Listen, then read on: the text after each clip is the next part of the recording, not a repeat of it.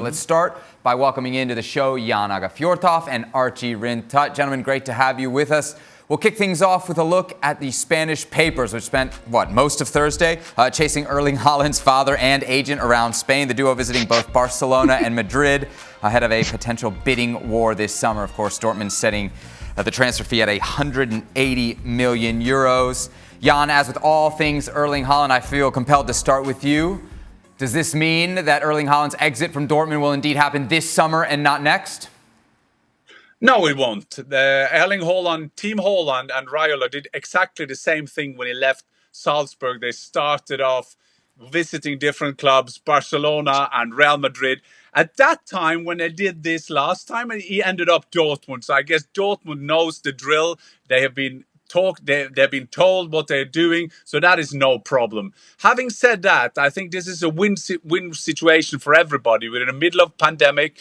They have put forward 150 or 180 million euro, and Dortmund showed last summer with Sancho they will stick to their price. So I think this is a win-win. They'll check the market. They see, is there anybody out there in this pandemic crazy enough to take out 150 million euro? And if not, he will stay in Dortmund anyway. But still, timing can be discussed. It's a decisive game coming up against Frankfurt for Dortmund to be in top four. It's a very essential game. But now, this is normal. This is win-win. And the funny thing is, and I have to give you that one, that is one guy who is always pictured there. Everybody, there are photos, yeah, that's Raiola, but the other guy is a friend of Alfie Haaland who helps him on the finances of traveling with him, and I think that's Raiola too. I'm not sure if that's the best compliment in the world for that young lad from Norway. All right, interesting. So Jan says this doesn't necessarily signal an exit from Dortmund for Haaland. You agree? Because it's a pretty loud and public way to go about this. It is, but I look at it from a business perspective. I think it's good business. It's good business from Team Haaland, as Jan refers to, and I think it's good business for Dortmund as well.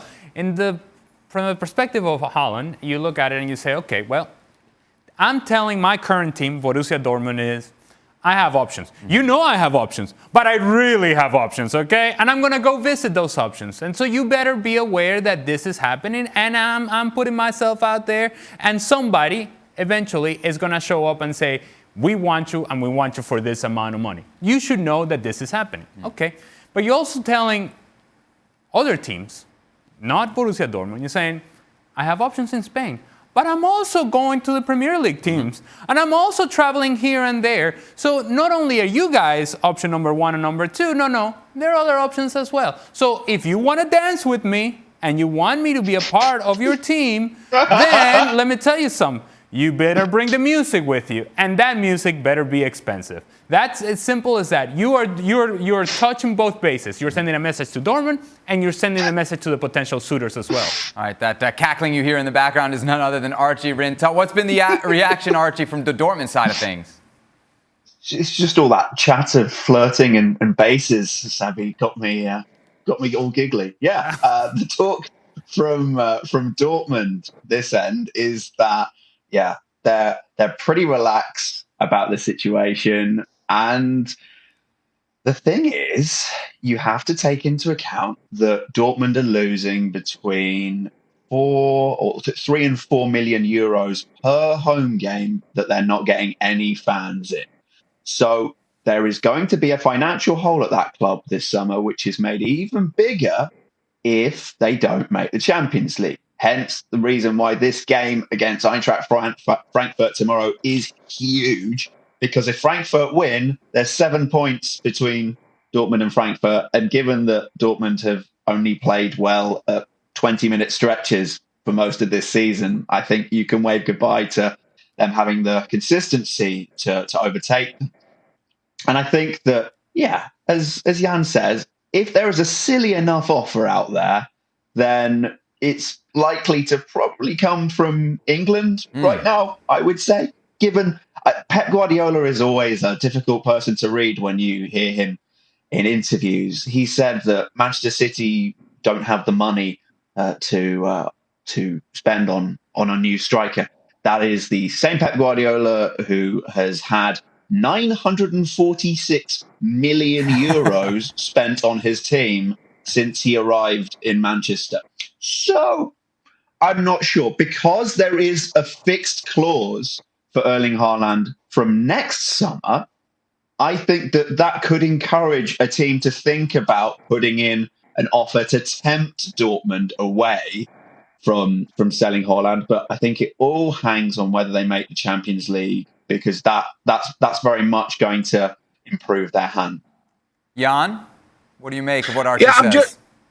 Yeah, I agree with him, of course. But we on the one side, you have Dortmund will end up then will have 75-80 million debt after the pandemic, or losing this year. But it's also a fact that all the potential buyers will have problem with the pandemic as well. And that is the funny thing, that the first place they go is Barcelona.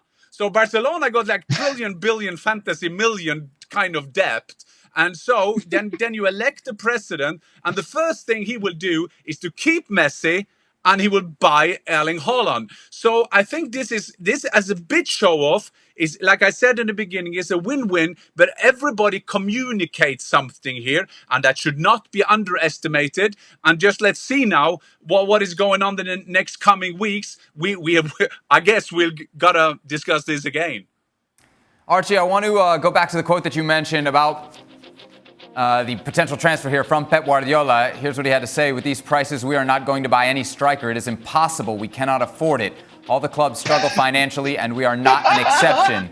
We have Gabriel, we have Ferran Torres, a lot of players in the academy, and we sometimes play with a false nine. There are a lot of big chances that we are not going to sign a new striker for next season." So from that perspective, you'd think, all right, City's off Haaland's list. I can tell you're not buying it.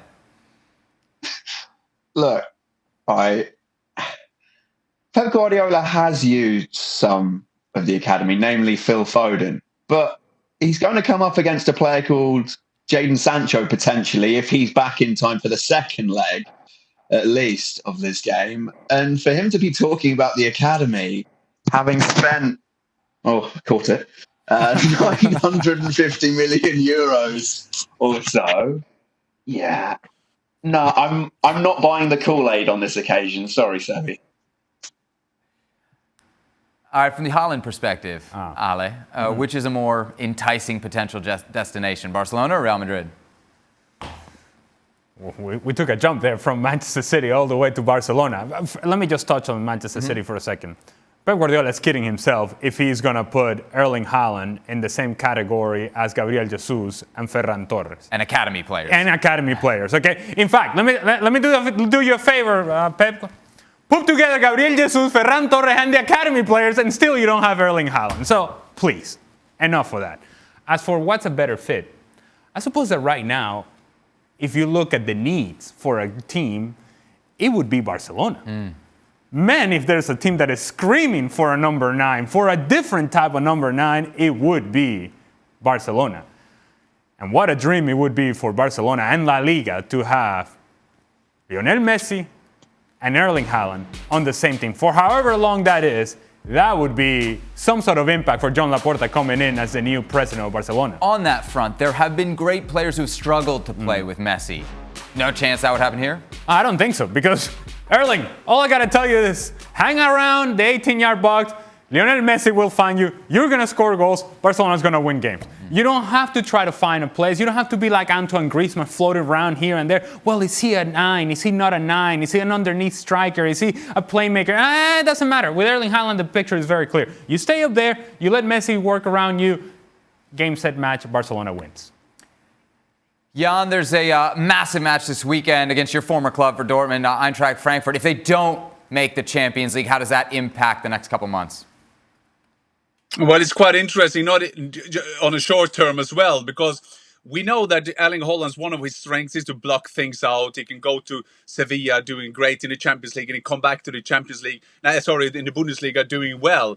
And now the pressure is in the German media. It's all on Dortmund. Will they be under pressure? Will Erling Haaland deliver tomorrow in a very decisive game against Eintracht Frankfurt? So if they win the game, everything is okay. But if they lose the game, they know, of course, Team Haaland knows, of course, what will come their way, because then it's the reason, because Raiola and his dad of Erling was they were both in Spain. Having said that, I think that both, when you see the messages coming out of Dortmund, is they kind of understand that if we don't get into Champions League, there are just some dynamic going around that the pressure will be so high. But I think that the main priority for Dortmund is to use Jadon Sancho as the guy who will kind of help them out of the financial trouble in the summer. I think that is the plan, doing that. And a friend of mine sent me a text message. Is Dortmund a bank or are they a football club? Because if they sell Erling Haaland, that is the financial thing of it. But if they have an ambition as a club, remember they started the season as the main challenger to Bayern, and now they're struggling coming into the top 4 of the Bundesliga. And then they, of course, have to keep Erling Haaland because he is the symbol of the kind of a team that wants to get into to places and get titles. The table tells us just how big a match this is for Dortmund. Right now, 4 points behind Eintracht Frankfurt in that top 4 spot. But with a loss, they'd go 7 points out of the top 4, Archie. This really feels like a must-win for Dortmund. Do you think they can get the job done? Not necessarily, because Eintracht Frankfurt are having a great season, as their 4th place position in the table suggests. They have somebody tied on goals with Erling Haaland this season, and that is Andre Silva. In fact, if this was any normal Bundesliga season, then they'd be fighting for the Torjägerkanone, the goal scorer's cannon, which you win if you're top scorer. However, there's somebody 14 goals ahead of both of them right now. He's injured, so they're probably not going to make that up in the time that Robert Lewandowski is injured. But that said, it's going to be a great game. The fact that we get to watch Dortmund Frankfurt and then RB Leipzig Bayern tomorrow is a real treat in the Bundesliga. And having watched Dortmund away at Cologne last time out and just seeing how, again, Dortmund can only play well for a 20, 25-minute period and then they just aren't at it. It's difficult. If Frankfurt can ride out that period, should it come on Saturday, then even if they have a terrible record at the Signal Iduna Park, the Westfalenstadion, I think that Frankfurt are actually better placed right now, even if there is, I keep saying even if, but there are lots of things to add here, and that is that Aage Fjortoft is being strongly linked with a move to Borussia Mönchengladbach. So lots going on in the background at Frankfurt, but on the pitch, they look like a more stable team than Dortmund, as they proved by beating Bayern Munich a few weeks ago. Jan, we know your love for Erling Haaland. We know your love, obviously, for your former club, Eintracht Frankfurt. You must be torn. Who do you got winning on Saturday? I absolutely do.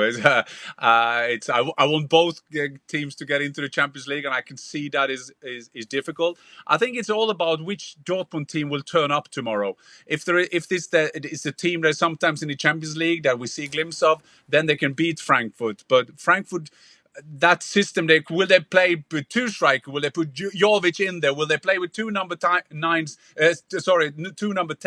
behind Andre Silva? There's a lot of things coming up tomorrow, and I think sometimes Frankfurt has been very impressive this season because they've been linked with Bobic going, Hütter going, and there's always talking about players leaving the club, still managed to get the point. So I will go for a draw tomorrow. I will be diplomatic. Come on, Jan. Wow. Come on. Well, thank you very much for watching ESPN on YouTube. For more sports highlights and analysis, be sure to download the ESPN app. And for live streaming, premium content, and let's not forget as well, ESPN FC 7 days a week. Subscribe to ESPN Plus.